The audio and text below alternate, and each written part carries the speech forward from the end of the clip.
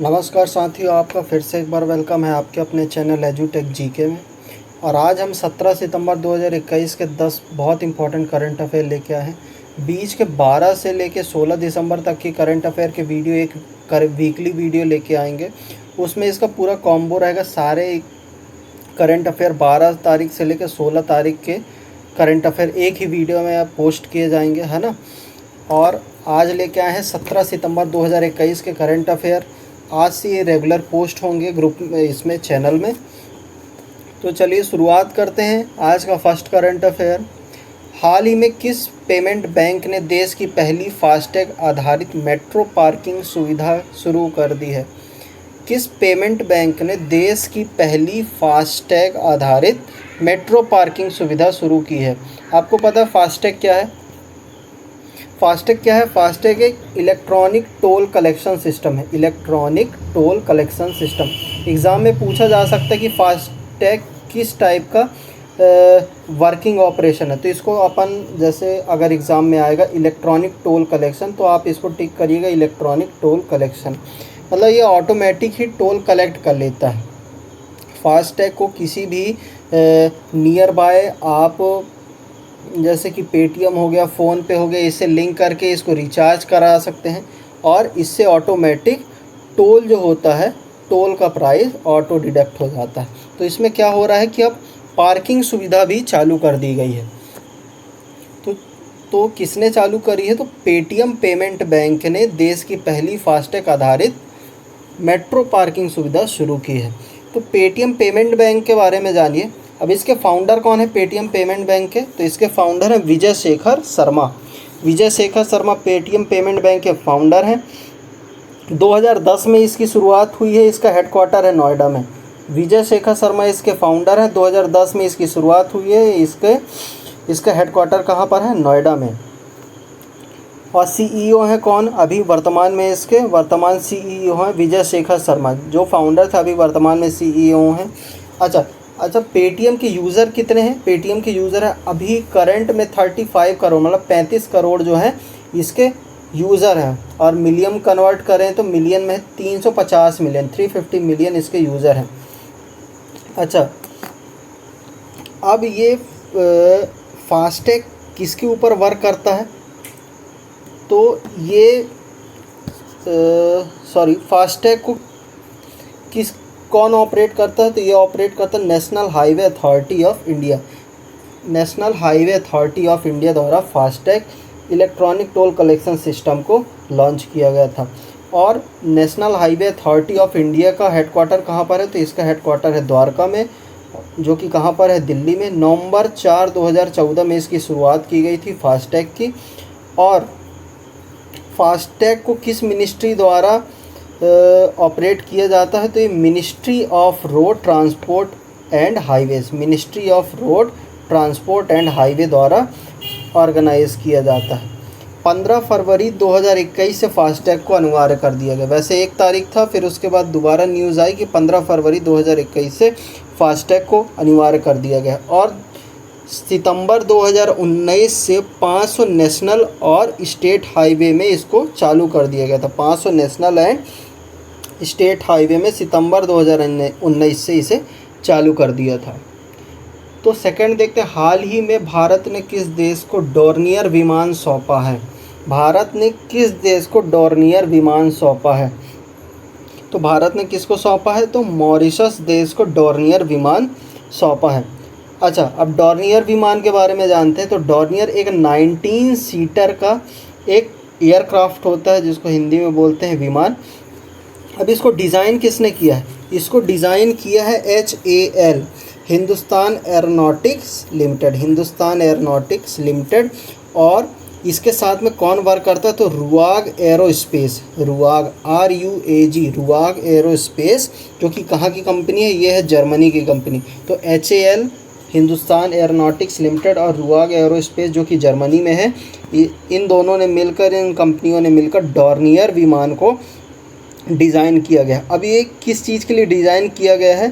तो जैसे कि कभी मुसीबत के समय, इमरजेंसी के समय जैसे सेना को ज़रूरत होती है, जैसे कोस्ट गार्ड ड्यूटी और उनके ऑपरेशन के लिए, मैरीटाइम सर्वाइलेंस के लिए, और इमरजेंसी पड़ने पर तो एयर टैक्सी ऑपरेशन के लिए भी इसका यूज होता है। मॉरिशस के बारे में जानते हैं। तो मॉरिशस का कैपिटल क्या है? मॉरिशस का कैपिटल है पोर्ट लुइस, और पोर्ट लुइस जो है मॉरिशस का सबसे बड़ा शहर भी है।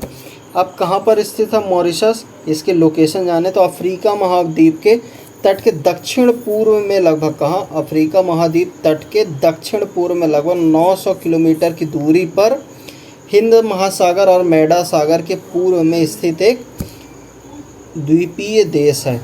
ठीक है। थर्ड देखते हैं, हाल ही में किस राज्य ने 11 सितंबर को महाकवि दिवस के रूप में घोषित किया है? तो किस राज्य ने किया है? तमिलनाडु राज्य ने 11 सितंबर को महाकवि दिवस के रूप में घोषित किया है। तमिलनाडु राज्य सरकार द्वारा अच्छा कदम उठाया गया है। अब तमिलनाडु की बात करते तो साउथ इंडियन स्टेट है। यहाँ का कैपिटल है मदुरई। अब मदुरई नहीं सॉरी यहाँ का तमिलनाडु में कौन सी मंदिर है?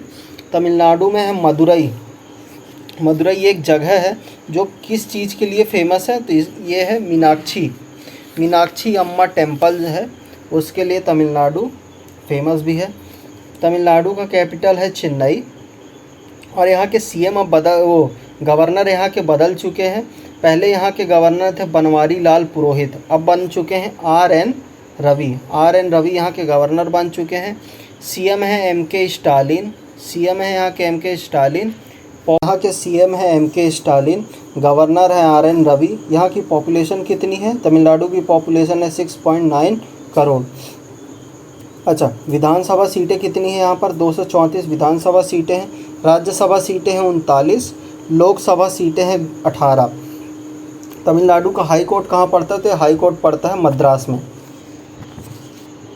तमिलनाडु के बारे में एक बार और जान लेते हैं। तमिलनाडु नॉर्थ इंडियन स्टेट है, यहाँ का कैपिटल है चेन्नई, सीएम है एम.के. स्टालिन, गवर्नर है आर.एन. रवि, पॉपुलेशन है 6.9 करोड़, विधानसभा सीटें हैं 234, राज्यसभा सीटें हैं 39, लोकसभा सीटें हैं 18, और यहाँ का हाई कोर्ट कहाँ पर है? तो ये है मद्रास में। चलिए देखते हैं फोर्थ नंबर, हाल ही में किसे एशिया ओलंपिक परिषद के कार्यवाहक अध्यक्ष के रूप में नियुक्त किया गया है? तो किसे नियुक्त किया गया है? राजा रणधीर सिंह को एशिया ओलंपिक परिषद के कार्यवाहक अध्यक्ष के रूप में नियुक्त किया गया है। अच्छा, अब ये एशिया ओलंपिक परिषद तो कहाँ पर है? ये है कुवैत में। इसका हेडक्वार्टर कहाँ पर है? कुवैत में है। एशिया ओलंपिक परिषद का हेडक्वार्टर कहाँ पर है? तो ये है कुवैत में। और इसके कार्यवाहक अध्यक्ष के रूप में किसे नियुक्त किया गया है? तो राजा रणधीर सिंह को नियुक्त किया गया है। 5 नंबर देखते हैं, हाल ही में किसे कोका कोला इंडिया का वाइस प्रेसिडेंट बनाया गया है? तो सोनाली खन्ना जी को कोका कोला इंडिया का वाइस प्रेसिडेंट बनाया गया है। 6 नंबर देखते हैं, हाल ही में किस देश के ब्रेंडन टेलर ने अंतर्राष्ट्रीय क्रिकेट से संन्यास की घोषणा कर दी है? तो जिम्बाब्वे के हैं ब्रेंडन टेलर, इन्होंने अंतर्राष्ट्रीय क्रिकेट से संन्यास की घोषणा कर दी है।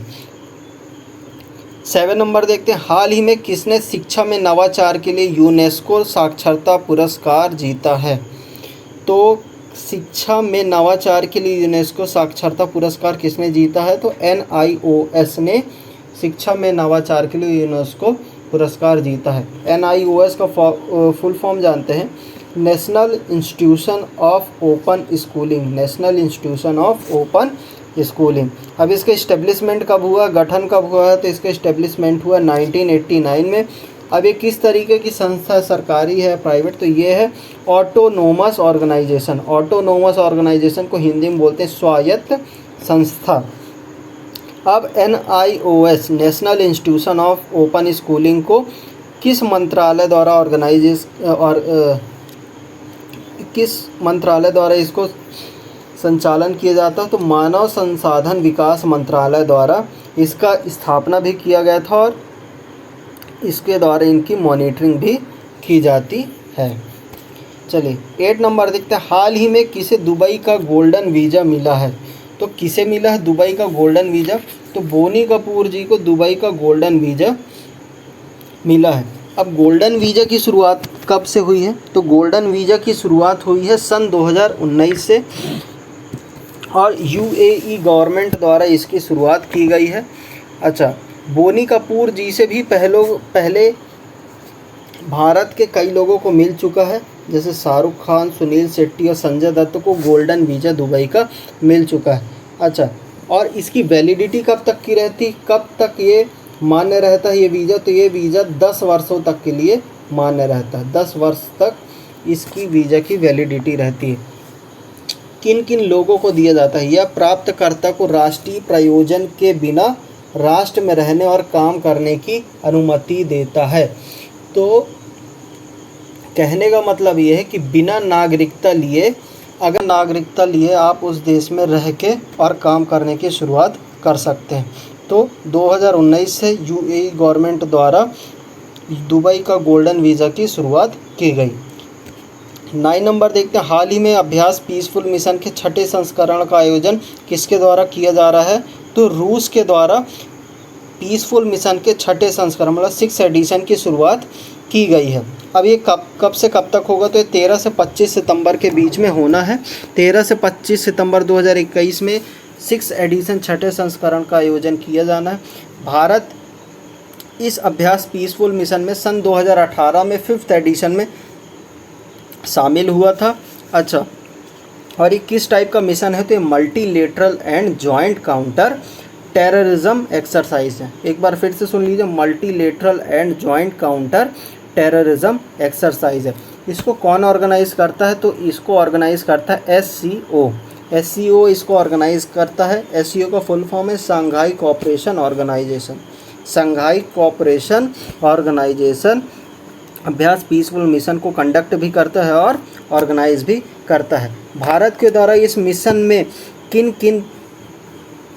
किन सेनाओं ने भाग लिया है? तो 200 आर्म्ड फोर्स, 200 सैन्य और 38 पर्सनल मतलब 38 पर्सनल फोर्स किसके? इंडियन आर्म फोर्स के इस अभ्यास में भाग लिए हैं। अच्छा, बात करते हैं SCO की, शंघाई कोऑपरेशन ऑर्गेनाइजेशन। इसका हेडक्वार्टर है बीजिंग, चाइना में। और इसके फाउंडर कौन है? SCO के फाउंडर हैं चाइना, तजाकिस्तान, कजाकिस्तान, उज़्बेकिस्तान और किर्गिस्तान इसके फाउंडर हैं। सेक्रेटरी जनरल कौन है इसके? सेक्रेटरी जनरल हैं इसके व्लादिमीर नोरोव इसके सेक्रेटरी जनरल हैं। तो अभ्यास पीसफुल मिशन के 6ठे संस्करण का आयोजन किसके द्वारा किया जा रहा है? तो रूस के द्वारा किया जा रहा है। अब रूस के बारे में थोड़ा जान लेते हैं। ये world number 1 largest country in world है, मतलब पूरे विश्व का सबसे बड़ी कंट्री कौन है? तो वो है रशिया। रशिया में 11 टाइम जोन है, मतलब 11 समय मानक है। मानक समय कितने हैं यहाँ पर? 11 मानक समय। और ये सबसे ज़्यादा बॉर्डर शेयर करने वाला देश है। सबसे ज़्यादा बॉर्डर शेयर करने वाला देश है। यहाँ का कैपिटल है मॉस्को और प्रेसिडेंट है यहाँ के व्लादिमीर पुतिन। और यहाँ के अपर हाउस को क्या बोलते हैं? फेडरेशन काउंसिल बोलते हैं। अपर हाउस को फेडरेशन काउंसिल और लोअर हाउस को बोलते हैं स्टेट ड्यूमा। स्टेट ड्यूमा यहाँ के लोअर हाउस को बोलते हैं और अपर हाउस को फेडरेशन काउंसिल। तो अभ्यास पीसफुल मिशन के 6ठे संस्करण का आयोजन किसके द्वारा किया जा रहा है? तो रूस के द्वारा। लास्ट नंबर देखते हैं 10। हाल ही में पश्चिम बंगाल का महाधिवक्ता किसे नियुक्त किया गया है? तो गोपाल बनर्जी जी को पश्चिम बंगाल का महाधिवक्ता नियुक्त किया गया है। पश्चिम बंगाल के बारे में जानते हैं, तो इसका कैपिटल है कलकत्ता और यहाँ के गवर्नर हैं जगदीप धनखड़। जगदीप धनखड़ यहाँ के गवर्नर है। CM है यहाँ की ममता बनर्जी। और पश्चिम बंगाल किस इंटरनेशनल बाउंड्री को शेयर करता है? किन किन देशों के साथ इसकी सीमा जुड़ी हुई है? तो इसके साथ पश्चिम बंगाल के पूर्व में है बांग्लादेश और नॉर्थ में है नेपाल और भूटान। पूर्व में बांग्लादेश है और उत्तर में नेपाल और भूटान है। अब ये किन किन पश्चिम बंगाल किन राज्यों के साथ सीमा शेयर करता है? तो ये है उड़ीसा, झारखंड, बिहार, सिक्किम और असम। उड़ीसा, झारखंड, बिहार, सिक्किम और असम के साथ अपने बॉर्डर शेयर करता है। और कोलकाता जो यहाँ की कैपिटल है, वेस्ट बंगाल के जो कैपिटल है कोलकाता, ये देश का 7वां सबसे बड़ा शहर है जनसंख्या के मामले में। मतलब देश का जो 7वां सबसे बड़ा शहर है जनसंख्या के मामले में, तो वो है कोलकाता। तो ये तो रहे 17 सितंबर 2021 के 10 बहुत इंपॉर्टेंट करंट अफेयर। इसके साथ हमने और भी बहुत सारे टॉपिक कवर किए हैं, जैसे राज्य हैं, देश हैं, कोई ऑर्गेनाइजेशन है, उसके बारे में पूरा एकदम डीप नॉलेज हमने इसमें लिए हैं। कोई भी पॉइंट हमने छोड़ा नहीं है, सारे कंटेंट को हमने कवर किया है। एग्ज़ाम पॉइंट ऑफ व्यू से जो जो क्वेश्चन बन सकते हैं हमने उसको भी पढ़ा है। अगर आप इसको नोट किए हैं तो इसमें से बहुत सारे क्वेश्चन आप बना सकते हैं। हर चीज़ के बारे में एकदम डीप स्टडी किए हैं। और 12 से 16 सितंबर के करंट अफेयर की वीडियो, वीकली करंट अफेयर आएगी, 1 से 2 दिन में चैनल में पोस्ट हो जाएगी। तो आप 1 से 2 दिन के बीच में चैनल में जाके चेक कर लीजिएगा, आपको 12 से 16 सितंबर की वीडियो मिल जाएगी। और जितनी वीडियो मैं कराते जा रहा हूँ आप उसको नोट डाउन करिए, उसको रिवाइज़ करिए। बहुत सारे उसमें से क्वेश्चन बनेंगे, आने वाले एग्ज़ाम में आपके लिए बहुत हेल्पफुल रहेंगे। उसको रिवाइज़ करते रहिए टाइम पे। तो कल 18 सितंबर 2021 की करंट अफेयर आएगी, आप लोग इसको रिवाइज़ करिए। और अगर किसी चीज़ में, किसी टॉपिक में अगर आपको वीडियो चाहिए तो कमेंट सेक्शन में आप कमेंट ज़रूर करिए। उस टॉपिक के ऊपर हम एनालिसिस करके और उसकी वीडियो लाएंगे चैनल में। और अगर वीडियो पसंद आ रही तो बिल्कुल इसे शेयर करिए, प्रमोट करिए, लाइक करिए, अपने फ्रेंडों के बीच में इसे शेयर करिए और चैनल को सब्सक्राइब करिए। चलिए मिलते हैं, तब तक के लिए गुड डे।